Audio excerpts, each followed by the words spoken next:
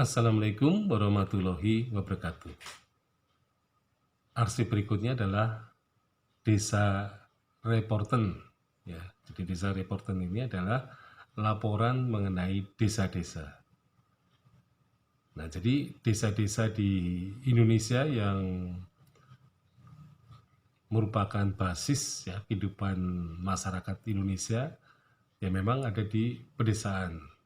Jadi hampir sebagian penduduk Indonesia pada masa kolonial memang berada di desa-desa yang terpencil gitu ya, yang jauh dari kehidupan perkotaan. Nah, sehingga perlu diadakannya laporan-laporan yang berkaitan dengan desa-desa.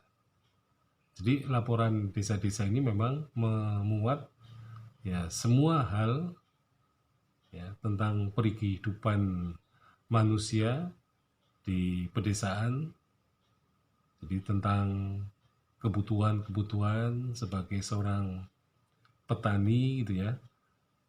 Ya misalnya masalah irigasi gitu ya, dan juga transportasi ya darat gitu ya. Nah, pada waktu itu memang transportasi darat yang paling relevan pada masanya adalah gerobak sapi misalnya. Nah, jadi laporan desa-desa itu ini akan menunjukkan bahwa ya kehidupan masyarakat desa itu memang dalam keadaan yang saya kira memprihatinkan gitu ya. Artinya kehidupan di desa itu sangat tergantung dalam kehidupan terutama dalam bidang pertanian.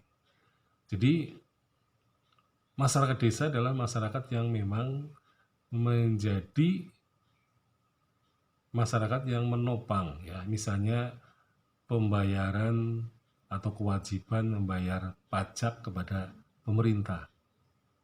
Dan mereka juga merupakan penduduk yang seringkali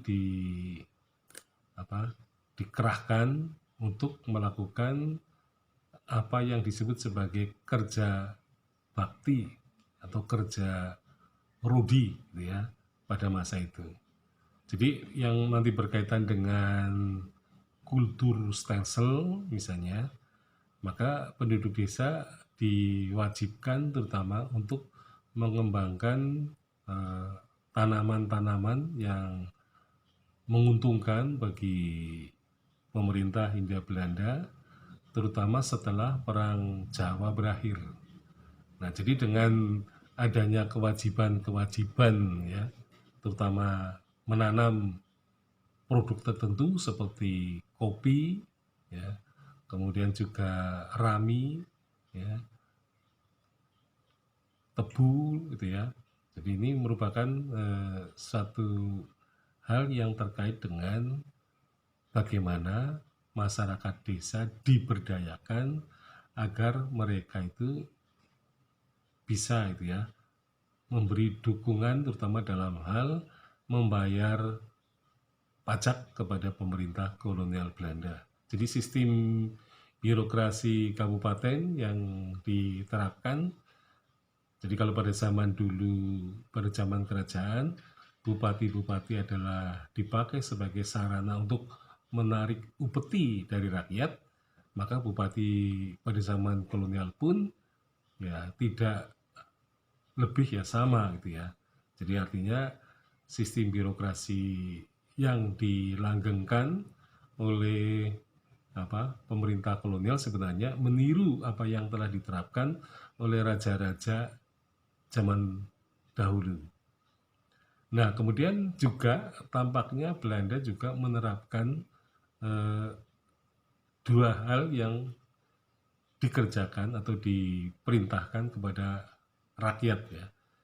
Jadi raja menyatakan bahwa tanah dan segala isinya adalah milik raja, sehingga disebut sebagai Droya Haji, jadi milik raja. Jadi kalau milik raja tanah itu, maka hasilnya juga harus disetorkan dalam bentuk upeti ya terutama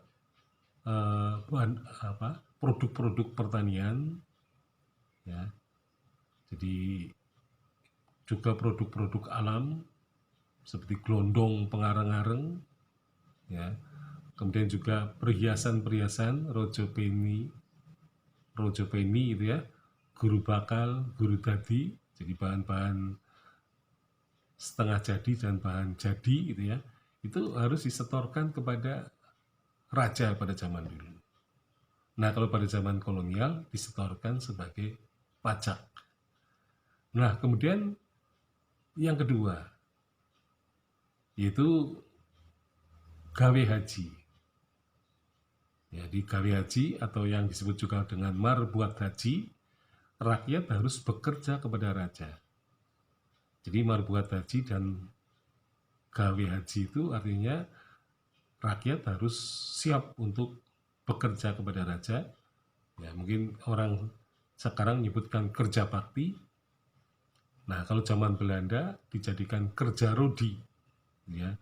Jadi kalau kerja bakti zaman kerajaan, raja menanggung keperluan makan setiap harinya, tetapi dalam kerja rodi tidak ada makanan, ya, sehingga mereka seringkali banyak yang jatuh korban meninggal karena kelaparan.